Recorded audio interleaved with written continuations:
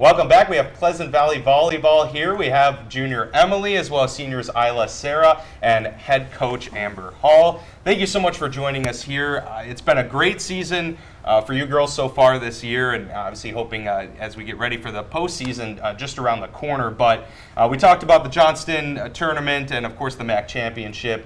Now just kind of talking about the experience on this group. Emily, there are plenty of returners and a lot of seniors on this group as well. How big has just the experience for the Spartans been to your success this year? Oh, it's been great just because we have so many leaders on our team, even on and off the court. So there's those upperclassmen are just kind of taking control and being like mentors to the younger ones. So just having all that leadership out on the court has been really helpful to us, and a lot of us even have been part of those shared MAC championships. So then for all of us to be able to actually get it solo this year, it was really fun to do it all together. I'm sure that paid off in the MAC championship as well. Being in those situations prior, you're kind of ready for the moment for sure. Isla, coming to you as a senior, your final year here with the Spartans, what's it meant to you playing with the Spartans here this year? Has it kind of been you're going out there and leaving it all on the court because you know this is just something to cherish? Yeah, it's really been kind of like that.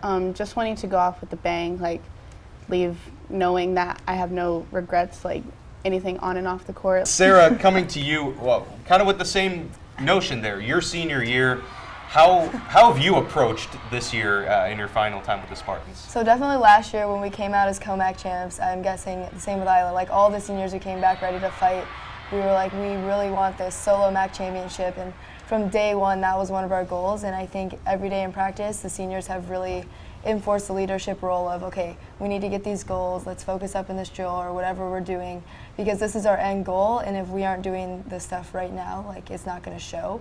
And so I think we've just done a really great job of embodying that leadership and teaching the younger classmen this is what we stand for and this is how we approach these seasons like this.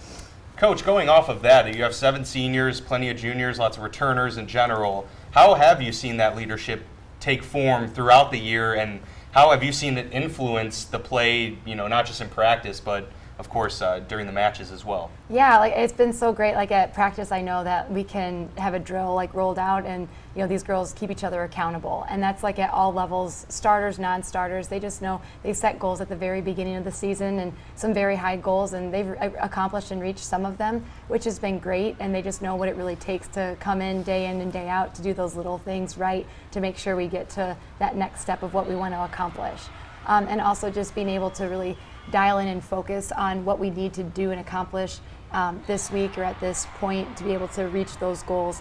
And they do a really great job as a whole group, not just returners or non-returners, but just really focusing and dialing in on what they want to accomplish and what we need to do to accomplish those goals. And that leadership has been so great seeing this season. Yeah, too many leaders probably isn't a bad problem to have, right? Right. You can never have too many, and certainly plenty to go around on this group. All right, now we'll talk more about maybe some routines that you guys have. Of course, all athletes have their thing. There's a lot of superstition involved, but a lot of people do their routines every game day. So, Emily, we'll start with you here. Is there any particular routine that you or the whole team as a whole has to do when it's game day? Personally, I get off of school and I go get my Starbucks strawberry refresher. I've been getting it every game day. The same one every time? Yeah, since freshman year. And then I get a Jimmy John's sandwich, same one, just turkey. And then I get it from my one of my teammates who's my accountability buddy, so I get her a Starbucks drink too. And then as a team, I guess we just kind of go down to the locker room. I bring a speaker. We just kind of listen to music, get ready. A lot of people do their own hair, and then I also have game day socks and basically everything game day. I won't get too much into detail with that, but yeah, we have all. What do you have, Ella? I also have game day socks and other game day apparel. And then I also, after school, I get a Subway sandwich, herbs and cheese. It's pretty good. There we go. And a blue Gatorade. So the deli meats already. This is we're starting to see Gotta a get trend the here. Gotta get the protein. sandwiches. Gotta get that Absolutely. protein in. Get that going. Sarah, how about you? Well, so unlike the rest of these guys, I don't really have game day attire, but as a team, we all dress up as a team. So if it's a home game, we dress up in nice clothes, make us look all pretty. So people can come up to us and say, hey, like, why are you dressed up today? Like, oh, we have a game, come on, like, come get to the game. That's how we get people to the game. And then if it's an away game, we wear like our team volleyball shirts like we're wearing today. But also we have accountability buddies, and on game days we bring them treats and goodies. That is just kind of, hey, it's game day, let's get pumped up, we got work to do and stuff like that.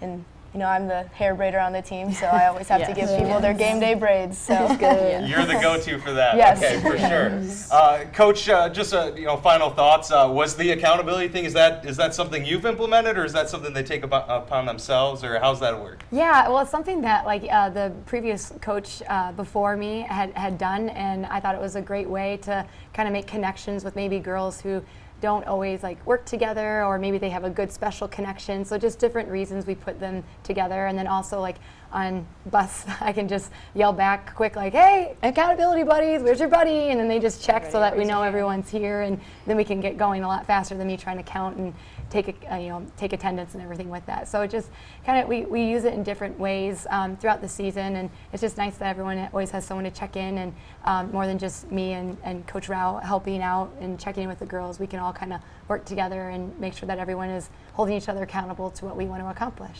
Perfect. Well, the routines have certainly worked out so far this year. MAC champions right here, the Pleasant Valley volleyball team. So sandwiches and socks, got it. That is the recipe for success right here. You heard it right here from the Spartans themselves. Thank you so much for joining us here, and best of luck as the postseason's right around the corner. So we'll wish you the best of luck there. Thank you. Absolutely. Thank you so much. And you're going to want to stick with us. We'll hear from Kirk Ferentz as well as Lovey Smith. A couple big wins this past weekend. Stay tuned.